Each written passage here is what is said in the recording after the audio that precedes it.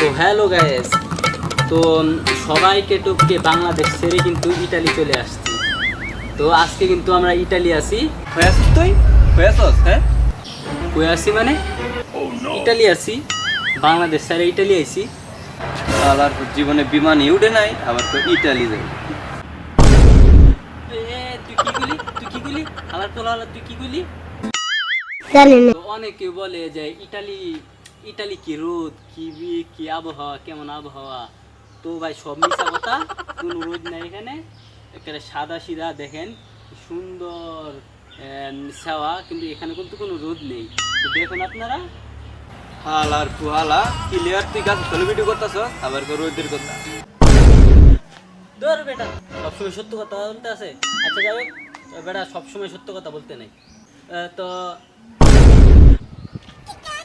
হালার বাবারে কইছিলাম ইটালি আইতাম, এত দাসপান্ত্রা আগে জানতাম না। হালার পুতে ক্লিয়ার সেমার মধ্যে হ্যাঁ ভূতটা মারা সাথী লয়ে আসতেছে। হালা ইয়া নাকি বলদ নাকি?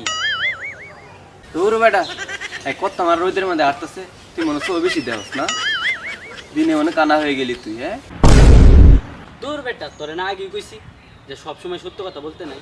তোর বেটা তো অনেকে মন্তব্য করে বাংলাদেশ থেকে যে ইটালি কি অবস্থা, যে একজন মানুষ কাজ করলে মাসিক স্যালারি কত পাওয়া যায়। তো আমার একটা বন্ধু আছে, তা আমরা দুজনে একসাথে আসছি। তো আমার বন্ধুর কাছে জিজ্ঞেস করতে পারেন যে সে মাসিক কত বেতন পায়। তো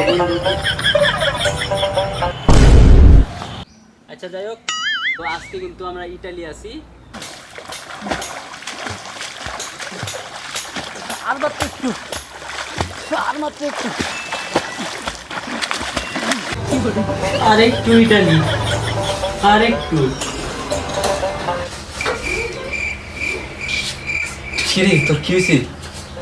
হ্যাঁ তুই তো তো করে।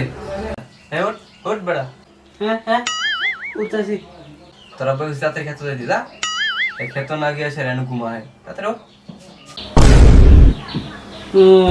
আমার স্বপ্নের ইটালি স্বপ্নই রয়ে গেছে। হ্যাঁ, তার মানে আমি অনেক স্বপ্ন দেখতেছি। 10টা বাজতেছে। ও 10টা বাজে অন হাই ঘুম, তোরা বলছিস তাড়াতাড়ি খেতে যাই দিদা, আসলে খেতে তাড়াতাড়ি।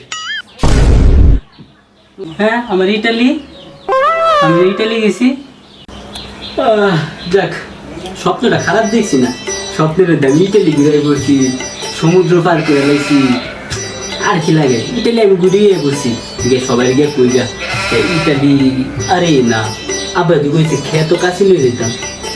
আচ্ছা ইটালি যাওয়াটা আর হইল না।